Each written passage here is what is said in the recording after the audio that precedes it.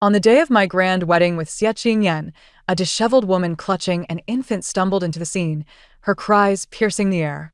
Furrowing my brows, I was about to gesture for the servants to escort her away when a few lines of strange text suddenly materialized before my eyes. What the hell? The plot has commenced.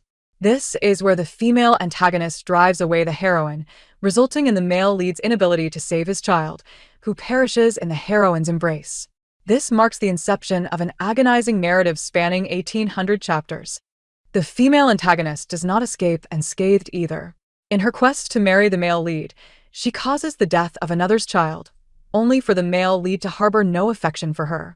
Their wedding night is attended by a stable hand, and she is coerced into bearing 3 children, each of whom meets a tragic end before her very eyes, culminating in a gratifying conclusion. How dare the female antagonist mock the heroine for lacking a prestigious lineage?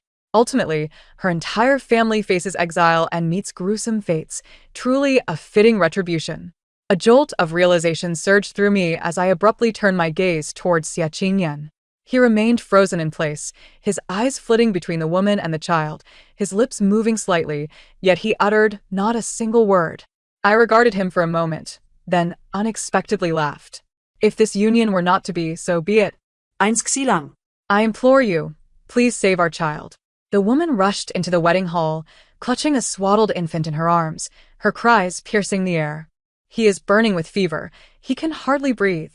For the sake of his bloodline, I beseech you to save him. He is your son, Xielang. Before I could comprehend the situation, the crimson silk in my hand tightened, and Xie Yan had already released it, instinctively rushing towards the woman, urgently asking, "Let me see. What is wrong with the child?" The woman, overcome with grief, clutched the infant closer to her chest, incoherently repeating, "He is burning up. I truly do not know what to do. Only you can save him." My brow furrowed. If the child was indeed gravely ill, why had she not sought medical aid, but instead chosen to entangle herself here in the wedding hall? As I pondered this, the bizarre script reappeared before my eyes, even more chaotic than before. How has the plot changed? Shouldn't the villainess have chased them away by now? 1. Where is the promised malicious villainess? This development is amiss. It must have been altered. The trend now is against purely malevolent characters. They all require some inner turmoil. But no matter the changes, the child's high fever is real. Help! I cannot bear to witness this. I closed my eyes, suppressing the tumultuous waves within me. Regardless of whether the strange script was real or not, if Xie Yan were to abandon the room full of guests, to forsake me and leave, my family would be utterly disgraced, forever unable to hold our heads high. Contemplating this, I suddenly lifted my hand and threw off my veil. The crimson silk fell to the ground, and the sharp intake of breath from the assembled guests was unmistakable. Without regard for their reactions, I fixed my gaze upon Xie Yan and demanded, "Who is she? What is the matter with the child?" Whispers filled the hall. Xie Yan's expression stiffened, his gaze evasive, and he finally managed to utter, "Her name is Jiang Wanfeng. She is an old acquaintance of mine. This child is indeed my blood." Having said that, he turned to me anxiously. "Lingxi, I promise to explain everything later, but the child is in dire straits. I cannot stand by and do nothing." As he spoke, he actually intended to embrace the woman and turn to leave. Stop. I stepped forward, blocking his path, my voice suddenly turning icy. "Xie Yan, today we are wed by imperial decree. If you step out of this hall now, it would be a blatant act of defiance against the emperor's command, an affront to the crown. Can your family bear the consequences?" Xie Yan's steps froze, his face paling. The script before me began to flutter wildly again. I told you, the villainess never changes her ways. But this time she has learned to wield imperial power against him. But the child is truly on the brink of death. Can we not save the child first? The male lead is in a difficult position, and the female lead is suffering greatly. Isn't the villainess's interference too blatant? Just dragging out the plot? Never mind, I'll watch a little longer. I'm curious to see what other tricks she has up her sleeve. Ignoring the chaotic script, I fixed my gaze on Xie Yan, asking each word deliberately. "I will ask you one last time. Will you proceed with the marriage today or not? Will you stay? Or will you leave?" In truth, I cared little for whether Xie Yan stayed or departed. What I desired was for all the guests to clearly see it was he, Xie Qingyan, who was betraying his vows. And it was the Marquis's household that owed a debt to the Shin family. The one deserving of scorn should never be me. Xie Qingyan's face turned a shade of iron, his lips moved, but he could not find his voice. I let out a cold laugh, sweeping my gaze across the assembly. My voice clear and sharp. Young Master Xie, if you step out of this door today, it will be your family's betrayal of the crown, an affront to the emperor. I, Shen family's daughter, have committed no wrongdoing. Thus, the blame for this broken engagement must rest solely upon your shoulders. Should the emperor's wrath be kindled, do not involve my family in the slightest. Whispers spread through the crowd. The Marquis's face alternated between shades of green and white, and finally, he slammed his hand on the table, rising abruptly, and shouted, "Rebellious son, do not delay the ceremony any longer." But Jiang Wanfeng had knelt on the ground, pleading with the Marquis, "My lord, I beseech you, for the sake of the child who bears the Xie family blood, please save him. He is your grandson." At these words, Xie Qingyan seemed to be pierced by a sudden pain, his eyes reddening as he shouted at his father, "Father, the child is indeed my flesh and blood. Can you bear to watch him die?" He then turned to me, his eyes filled with reproach. "Shenlingxi, I had thought you to be cultured and reasonable, yet you are so cold-blooded and heartless that you can stand by while a dying infant is left to perish." After speaking, he seemed to realize the absurdity of his words and softened his tone. "Lingxi, I truly owe you an apology for today's events. However, this marriage must occur eventually, merely postponed by a few days. You should be more magnanimous so that we can all coexist harmoniously in the future." I laughed in exasperation. "Young Master Xie, you never once mentioned your mistress and illegitimate child before the wedding. This is already deception. If you do not provide me with a satisfactory explanation today, this marriage may indeed not proceed." The guests began to murmur. The legitimate wife has not even entered the household, yet the illegitimate child has already been brought forth. How will Miss Shen navigate this situation in the future? The Marquis's household has indeed acted improperly. The emperor himself bestowed this marriage. Now that it has turned into such a spectacle, does it not disregard the dignity of the imperial family? Hearing the murmurs around him, the Marquis's complexion shifted from green to white, beads of sweat forming on his brow. He glared at Xie Qingyan, admonishing, "Rebellious son, matters of marriage are not to be trifled with. Return at once to complete the ceremony. The remaining issues can be discussed later." However, Xie Qingyan, provoked by this relentless pressure, his eyes aflame with fury, fiercely shook off his sleeves and shouted, "Discuss? What is there to discuss? You all are forcing me to marry someone I do not love, yet expect me to watch my own flesh and blood die before my eyes? Is this what you want? I tell you, I have no feelings for Shenlingxi. The one I truly love is Wanfeng. The child is also Wanfeng's and mine. As for Shenlingxi, whoever wishes to marry her may do so. If not, then father, why not marry her yourself?" In the ensuing uproar, the Marquis trembled with rage. The script before me began to swirl once more. Although the male lead's words are rather harsh, aren't they? Even with the child on the verge of death. Why are they still arguing over this? Save the child first. Isn't this all the villainess's fault for obstructing? Otherwise, they would have gone to save him by now. Yet the villainess does have a point. In ancient times, being publicly jilted could truly lead to dire consequences. If the male lead wishes to pursue true love, he must bear the responsibility of breaking off the engagement. He cannot benefit from all the good fortune. But why doesn't the female lead seek a doctor first? What use is it to turn to the male lead? Yet these rational voices were quickly drowned out by the increasing condemnation directed at me. I gazed at Xie Qingyan and suddenly laughed, my voice resonating throughout the wedding hall. Since young Master Xie has his heart set elsewhere, I shall not be the villain who tears apart a union. This marriage was bestowed upon the Xie and Shen families by the emperor, and it was never stipulated that it must be young Master Xie alone. I turned my gaze towards a quiet figure clad in dark garments seated in the corner, and declared loudly, "Since the legitimate son is unwilling, let us choose another. I wish to marry the Xie family's illegitimate son, Xie Jichen." In that instant, silence fell over the hall. All eyes turned toward the young man in dark clothing, who had remained discreetly in the shadows. He looked up in astonishment, revealing a pale, slender face. The script before me erupted. What the heck? A shocking twist. A new groom on the spot. Is this the plot I can enjoy for free? I inexplicably find the villainess somewhat impressive. What is going on?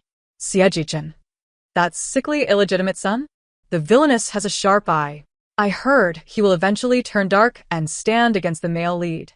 Though the male lead is indeed lacking today, this illegitimate son does not seem simple.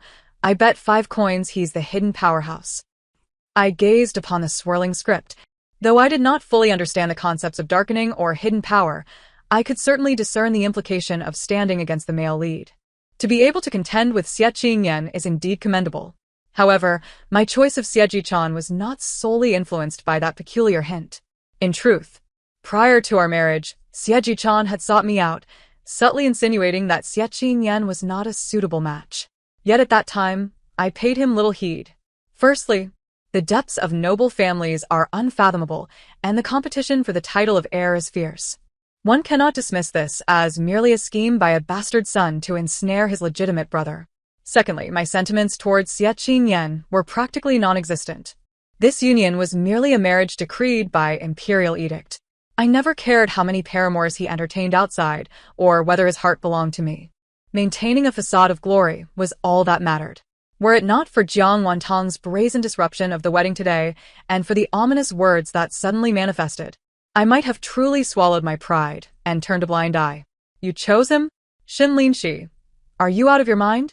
Xie Yen seemed to find this a great jest, pointing derisively at the corner. Sieji-chan is nothing but a hopeless invalid. Surely he won't survive this winter. You marrying him? Are you so eager to become a widow? I met his gaze, a cold smirk playing upon my lips.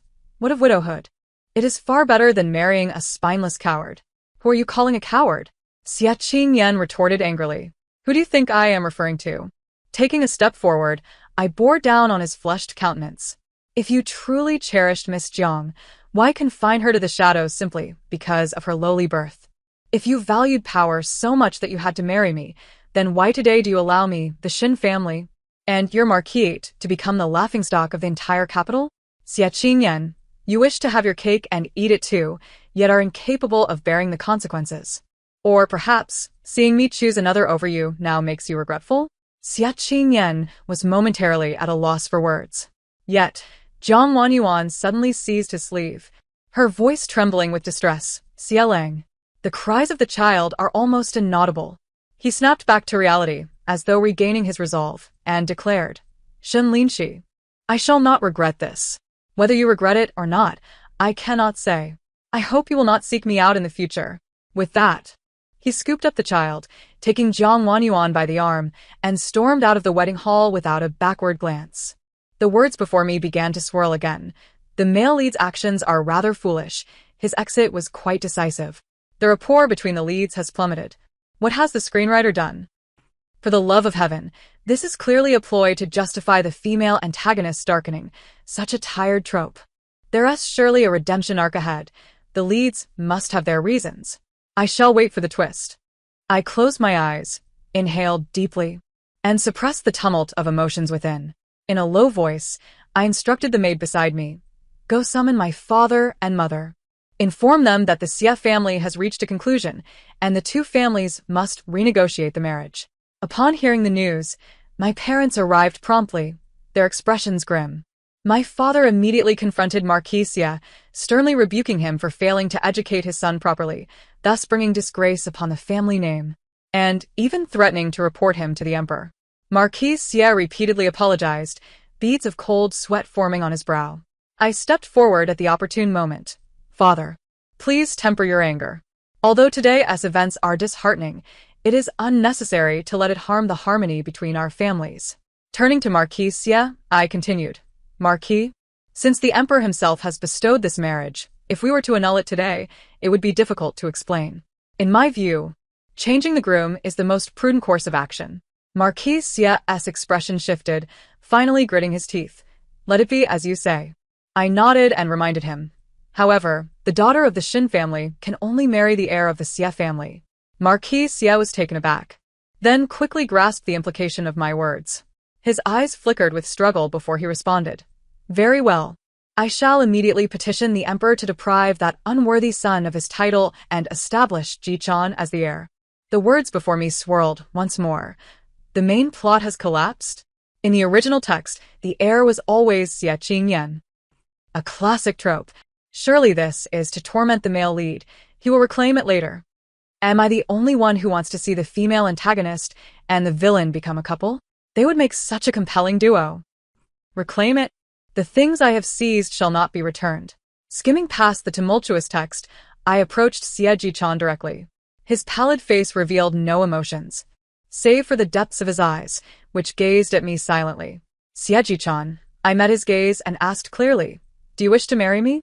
Xie Ji-chan raised his eyes to meet mine, and deep within, a current stirred, ultimately crystallizing into a clear response. I am willing. All the formalities were readily available. It was merely a matter of changing the groom. The ceremony concluded, and that very night, news of Xie Qingyan's elopement spread throughout the capital. Everyone speculated where this desperate couple would flee. To everyone's surprise, the next day, during the tea ceremony, Xie Qingyan returned with Jiang Wanyuan.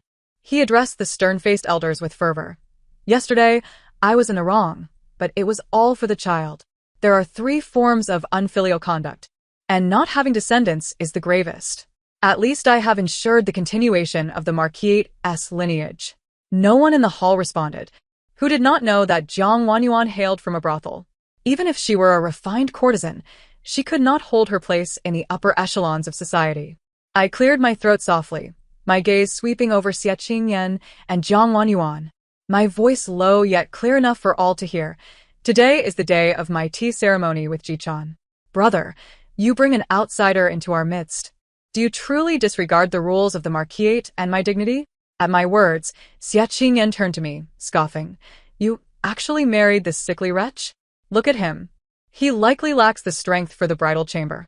Miss Shin, you are already beginning to live as a widow. Xie Ji-chan's fingers trembled, his complexion pale. I gently clasped his icy hand, meeting Xie Qingyan's gaze. Brother, your news is woefully outdated. To stand here and speak such arrogance at this juncture truly inspires my admiration. Xie Qingyan frowned. What do you mean? I am the heir to the Marquiate, the rightful successor. You could not marry me, so you are left with a useless man. The one who should be lamenting is you. If you were wise, you would be making amends with me and Wanyuan right now. Perhaps in the future, I might even grant you a concubine's position for your shelter. Jiang Wanyuan, standing beside him, gently urged, Xiaolang, do not speak so. Sister must be feeling quite hurt. Yet her eyes betrayed a glimmer of triumph. The words before me began to swirl anew. I must say, the male lead's demeanor is quite unsightly. The female lead is equally insipid. For those above believe this. When something is amiss, there is always a reason. The male lead's actions surely have backing. Has the heir's position not been lost? Has the male lead's halo activated? Seeing these comments, I felt a sense of relief. It appeared the words before me were unaware of my clandestine arrangements. Just then, an urgent announcement echoed from outside. The imperial decree has arrived. Everyone hastily adjusted their attire and knelt, bowing their heads in silence. The eunuch, with a solemn demeanor, unfurled the bright yellow scroll, his sharp and clear voice resonating throughout the hall. By the will of heaven, the emperor proclaims, it has come to my attention that Marquis Xie Yuan has reported that heir Xie Qingyan has acted improperly, displaying misconduct on his wedding day, thus failing the emperor's grace and proving unworthy of succession. I am greatly dismayed. However, upon review, the Marquisite's second son, Xie Ji-chan, possesses a gentle temperament, is respectful and filial, and is fit for a significant role. Therefore, I approve your petition to depose Xie Qingyan from his title and establish Xie Ji-chan as the heir to the Yongning Marquiate. Thus it is decreed. As the decree concluded, the hall fell into a profound silence. Once the eunuch departed, Xie Qingyan remained kneeling, his complexion as pale as paper, as if his soul had been extracted. Jiang Wanyuan timidly reached out to assist him, but he violently swatted her away, the force causing her to stagger back a few steps. What does this mean? He suddenly lifted his head, his eyes bloodshot and voice hoarse. By what right?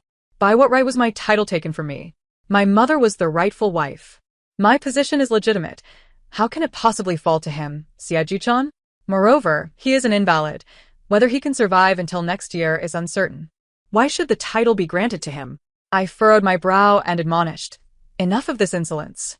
Jichuan is now the heir officially bestowed by His Majesty.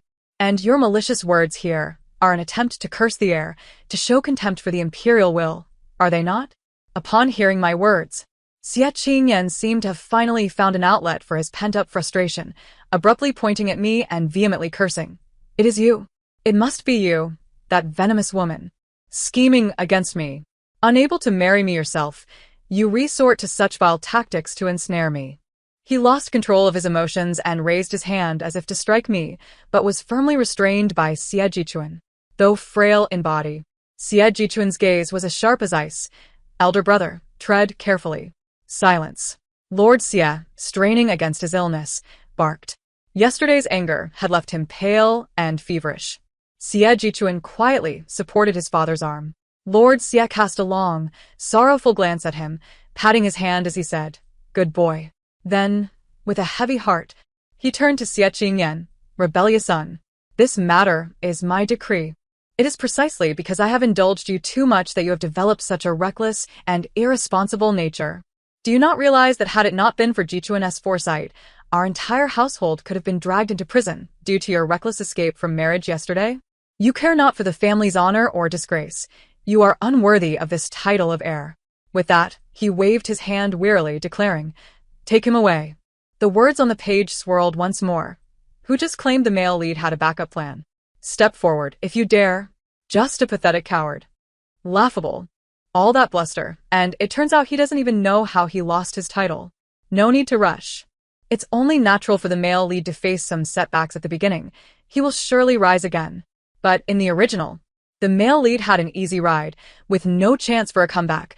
This adaptation has added too much drama. This plot has strayed far beyond recognition. It bears no resemblance to the original. Best to treat it as a new story. At this moment, Xie Qingyan appeared utterly dejected, barely able to stand with Jiang Wenyuan's assistance.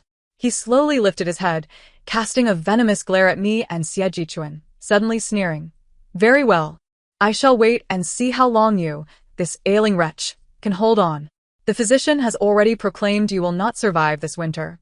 The bloodline of the Xie family now rests solely upon me and you. When your strength wanes, I shall await your pleas." With that, he forcefully pushed aside the servant who approached to assist him, taking Jiang Wenyuan with him, leaving without a backward glance. Rebellion. Trulli à Rebellion. Lord Xie pointed at Xie Qingyan's departing figure, trembling with rage. Before he could finish, he was seized by a violent cough, spitting blood, his body swaying dangerously. Xie Jichuan's expression changed, and he rushed forward, steadying his father's faltering frame, his voice soft yet resolute. "Father, take care of your health." His elegantly formed fingers firmly supported Lord Xie's arm, while his other hand gently patted his back to ease his breathing. The hall descended into chaos as servants hurriedly provided warm water and cloths. Lord Xie leaned against Xie Jichuan's hand for a while, his breath gradually stabilizing. He waved his hand, his complexion pale, yet he maintained a facade of strength. "It's nothing, just an old ailment. A moment's rest will suffice." His gaze swept over the varied expressions of those present, finally resting upon me and Xie Jichuan. His weary eyes imbued with undeniable authority as he waved his hand. "Let today's matter end here. Courtesies must not be neglected. Lin Shi, Jichuan, refill the tea." Xie Jichuan and I exchanged glances, nodding slightly. The maids had already attentively prepared fresh tea. I lifted my cup, and, along with Xie Jichuan, raised it to our foreheads in the customary salute. After the tea ceremony, Xie Jichuan and I returned to the courtyard. As the door closed, sealing off the clamor outside, I could no longer resist the urge to scrutinize Xie Jichuan closely. His frame was slender, and under the flickering candlelight, his pallor appeared even more pronounced, his breathing seemingly lighter than that of an ordinary person. Although Xie Qingyan's words were venomous, they were not entirely devoid of truth. If he truly did not survive this winter, all my scheming and striving would ultimately be for another's benefit. Xie Jichuan noticed my gaze and looked up at me with a gentle smile, his eyes radiating tranquility. I pondered silently. This man possesses a gentle disposition. And should we bear offspring together, It would surely be preferable to entanglements with someone as cold-hearted as Xie Qingyan. Since we are already wed, it is best to speak plainly. Xie Jichuan, I began, my voice resonating clearly in the quiet room. Are you able to bear children? Cough. The hand he had raised to sip from his tea trembled violently, spilling most of the contents and causing him to cough. His pale cheeks suddenly flushed with a faint hue. The words on the page erupted into chaos. Is this what I'm getting for free? A bold declaration. Sister, how fierce. People in ancient times were actually quite open-minded. What happens next? I'm a distinguished VIP. Let me see. According to spoilers from the original, the antagonist is physically robust later but remains childless. Could it be that he truly cannot? Look at the way he gazes at the female lead. He must be capable. I disregarded the increasingly absurd comments and furrowed my brow. Focusing on his slight chest rising and falling with each cough, my concern deepening. Yesterday's hastily arranged marriage was unconsummated. I only need a definitive answer. If you truly cannot, I must make other plans. Before I could finish, however, Xie Jichuan abruptly ceased his coughing. He lifted his gaze to meet mine, the depths of his eyes starkly contrasting his usual sickly and gentle demeanor. Before I could react, he unexpectedly stood and swept me into his arms, striding confidently toward the bed. I was so taken aback that I lost my words, only hearing the frantic scribbles on the page. Has the VIP content been unlocked? Pay up, pay up. I'm ready to spend. How did this sickly beauty suddenly become so assertive? Who said he was incapable? Step forward and be contradicted. The next morning, I awoke feeling achy and foreign in my own body. Xie Jichuan had already risen, seated by the window with a book in hand, morning light casting a serene glow upon his still pale profile. Noticing my awakening, he set down his tome and gently inquired, "Awake now?" I beheld his slender form, recalling the events of the previous night, and an unexpected realization dawned upon me. Echoing the words from yesterday's chaotic scribbles, a profound connection. Indeed, it seemed quite fitting. Having missed a night's reading, the bizarre inscriptions had accumulated significantly. As I was attended to by the maidservants for my morning routine, I perused the myriad comments, most of which revolved around Xie Qingyan's recent turmoil. It turned out that after being reprimanded by Lord Xie, he returned to his quarters, only to be met with a resounding slap from his mother. Lady Zhao of Yongning Marquis. The words vividly depicted that scene. Lady Zhao trembled with rage, pointing an accusatory finger at him. All my painstaking efforts over the years have been ruined by your reckless behavior today. Do you think your position as heir is so easily secured? Do you think that frail body was a divine gift? Had it not been for my scheming to weaken him through his meals, keeping him bedridden, how could you have retained this title until now? I sought out the Shin family for you, to leverage their influence, ensuring your path to nobility would be unimpeded. And yet, you have allowed yourself to be bewitched by a courtesan, causing such disgrace at your wedding banquet. Now look, everything is in ruins. Xie Qingyan's face turned ashen. His fists clenched tightly, yet he remained speechless. Beside him, Jiang Wanyuan sobbed pitifully, tugging at his sleeve for a response, but he remained silent. Seeing this, Lady Zhao's fury intensified, turning her ire upon Jiang Wanyuan. What are you crying for? The fortunes of the Marquis household will be wept away by your tears. With your background, you are unworthy even to be a concubine to Yen'er. Do you think I cannot see your intentions? To disrupt Yenu's wedding ceremony. You wish to force him to grant you a title? Jiang Wanyuan wept even more fiercely, yet no one paid her any heed. Lady Zhao, suppressing her anger, coldly addressed Xie Qingyan. It is futile to lament the past. The pressing matter now is to seek a powerful alliance to counter Shin Linshi and reclaim the position of heir. Upon hearing those words, Jiang Wanjian abruptly raised her head, her voice filled with sorrow. But, Sir Xie promised to marry me. Zhao's laughter echoed disdainfully, her contempt unapologetic. Marry you? Dream on. The threshold of the Earl of Yongning's residence is not to be sullied by a woman of your ilk. Xie Qingyan remained silent, offering no defense. The words before me surged with fervor. What the hell? So this is how the villain's frailty came to be. Zhao is truly venomous. The male lead isn't saying anything? What a spineless coward. Jiang Wanjian is both foolish and lowly, unable to see her own station. This pair of protagonists has utterly lost all favor, It would be better to watch the female supporting character and the villain pursue their ambitions. Indeed, Shin Linshi and Xie Jichen's storyline is far more engaging. I regarded these comments with a calm demeanor. It was anticipated that Zhao would seek a more suitable match for Xie Qingyan. After all, noble families prioritize reputation and interests. How could they truly allow a courtesan to become the future matriarch? What truly sent chills down my spine were those two words, poisoning. My gaze instinctively turned to Xie Jichen by the window. Was his frail health truly the result of years of poisoning? If that were the case, Zhao's heartlessness was indeed appalling. And if it remained unaddressed, even though Xie Jichen was now a son of the nobility, his days would likely be numbered. My heart constricted, and I immediately issued orders. Scrutinize every aspect of the young master's food, clothing, incense, and utensils. No detail may be overlooked. I needed to ascertain what the poison was and where it lay hidden. No sooner had I given the command than the words before me shifted once more. Wait, isn't the female supporting character's reaction strange? Why is she suddenly investigating poison? Does she seem to know something? Did she overhear our discussion about poisoning? Could it be she possesses mind-reading abilities? Can she see our conversation? This plot is becoming increasingly fantastical. Newcomer, this is no mere supporting character. Her aura and methods clearly indicate she is the protagonist. I paid no heed to these speculations, focusing solely on awaiting the outcome.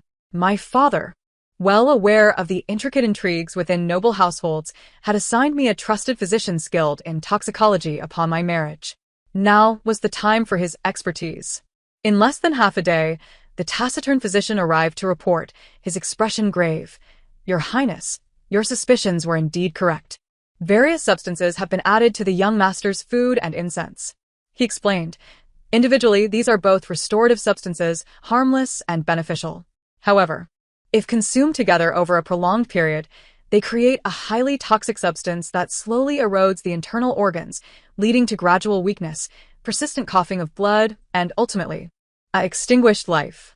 The young master's pulse indicates a long-standing affliction. If this continues for another 3 to 5 months, even a celestial being could not save him. I inhaled sharply.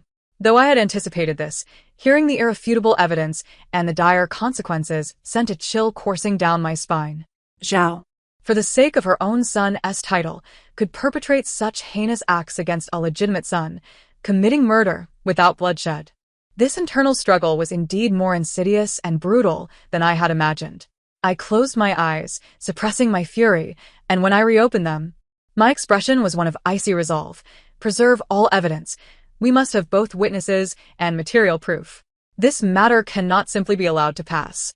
Several days later, rumors regarding Xie Qingyan's elopement not only failed to subside, but rather intensified. Although Zhao scurried about, seeking a more advantageous match for her son, families of repute avoided the situation, fearful of tarnishing their own reputations.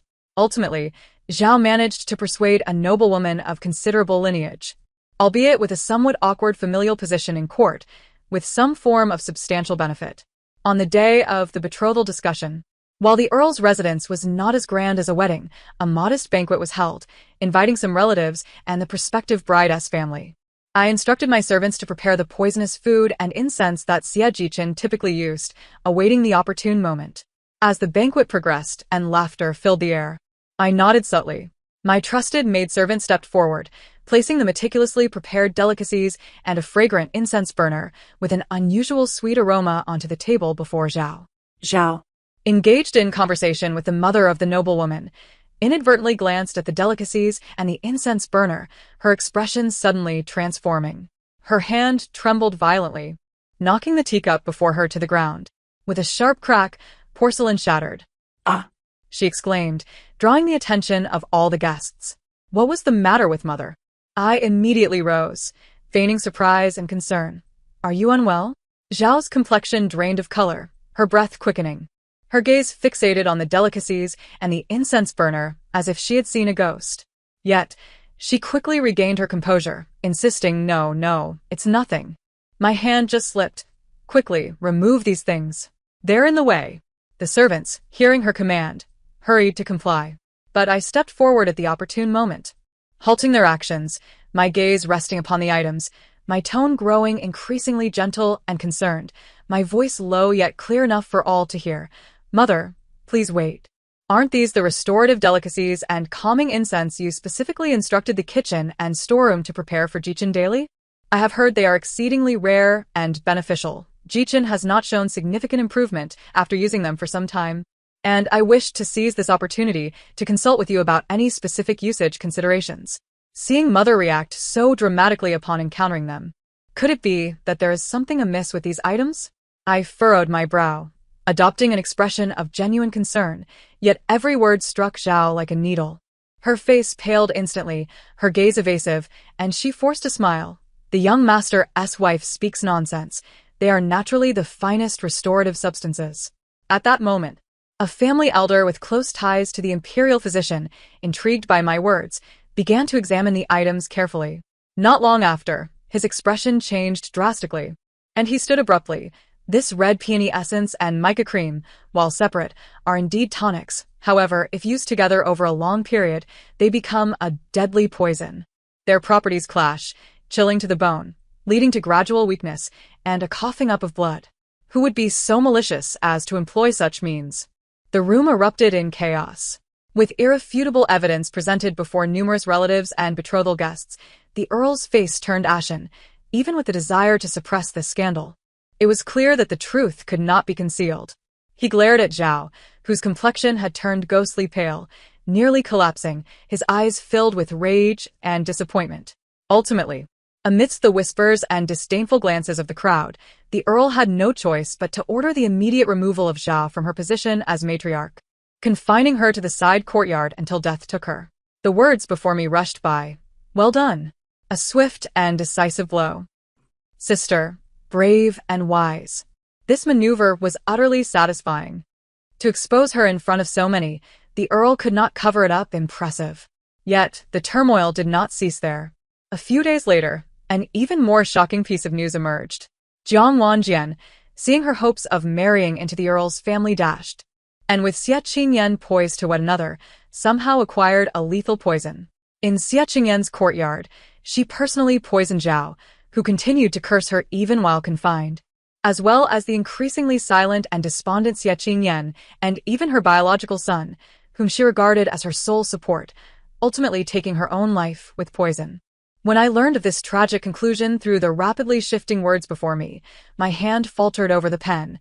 Though I was startled, it transformed into a mere sigh. Once a life is extinguished, further grievances are futile. Now, what troubled me most was the increasingly clingy Xie Jichin. Since that night we shared, he seemed to have transformed into a different person. My upbringing taught me that a marital relationship should be one of mutual respect and propriety, fostering longevity.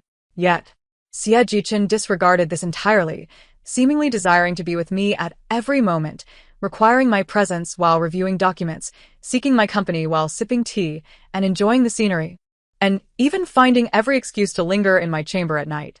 Especially after the revelation regarding the poison, he became even more fervent, frequently clasping my hand. His eyelashes lowered, his tone frail and aggrieved. My lady, there are those who wish to harm me. Only by your side do I find solace. Such a demeanor momentarily rendered me incapable of hardening my heart to cast him away. The words before me began to stir once more. Help. He is feigning. He is undoubtedly pretending. In the original text, he didn't flinch even while committing acts of violence. Cunning, scheming beauty. He simply desires to cling to his wife. Ha ha. Regardless, I shall indulge in this sweetness as a gesture of respect. I gazed upon those inscriptions, a smile tugging at my heart. Whether his reliance was genuine or his weakness an act, at least in this moment, he posed no threat to me. After all, in the secluded depths of the Marquise, having someone to share the days with is not so bad.